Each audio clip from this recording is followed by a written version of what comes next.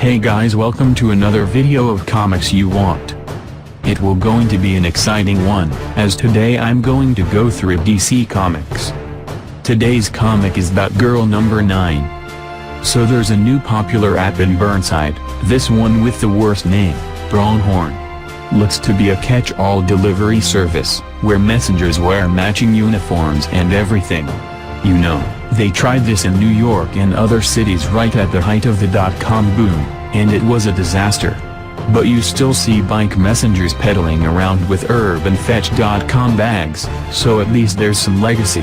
Anyway, a crook uses a baby blue pronghorn uniform and a Faraday bag, that is a bag that conceals all signals and waves, apparently, to pull a heist on two dudes cranking away on an app in a cramped Burnside apartment one Saturday afternoon. Fortunately, Batgirl shows up to stop her. Unfortunately, the criminal gets away. Fortunately, Batgirl knows to search for the Faraday bag using a scope that picks up waves, and then looks for the suppression of a wave, which is exactly how my old roommate failed his second drug test. Anyway, she catches the robber and then it's off to South Burnside Elementary School to ostensibly teach a children's coding workshop. There, the kids are sprung on a new app called Doggo, where you get a fake dog and then you buy fake things for the fake dog with real money. So it's like a lot of actual smartphone apps out there in the world. That when Barbara and Daniel, the actual teacher, explained data mining and how her information can be sold to marketing groups, when they should be asking why the hell a 9-year-old is running around playing with this clearly predatory app in the first place.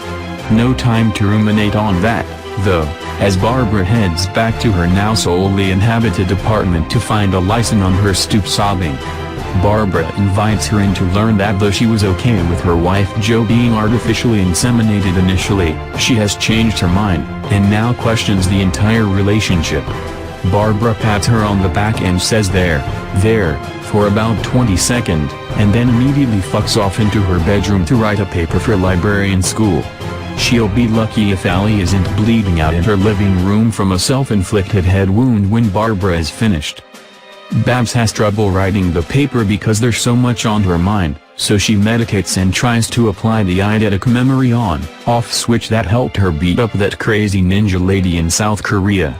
How turning off your memory will help you write a paper that one would suppose is based on information you'd, remembered, I'm not sure, but the point is ultimately moot because her concentration on not concentrating is broken by a phone call from Ethan Cobblepot.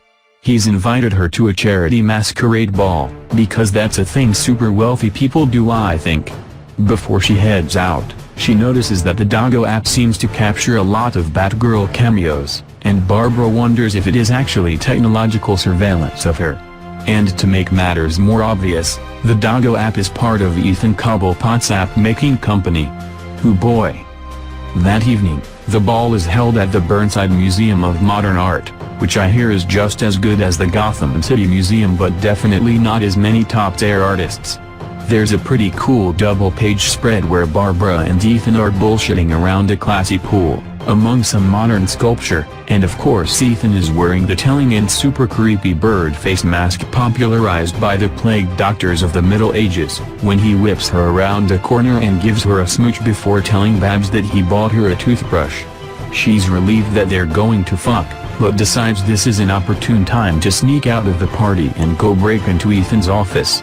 She does, gets beaten up by some thugs, only to find that Ethan's dad the Penguin is already hanging out there. And he wants to play ping pong.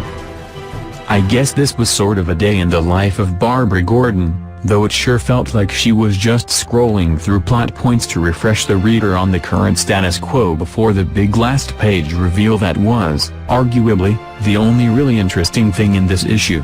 The art is really nice, and some of the plotting is quite clever, and I found myself engaged even during some scenes that did not ring quite true. I do want to see where this Cobblepot family drama leads, though I'm only marginally interested in the tech side of things. I hope this story arc ends with the next issue.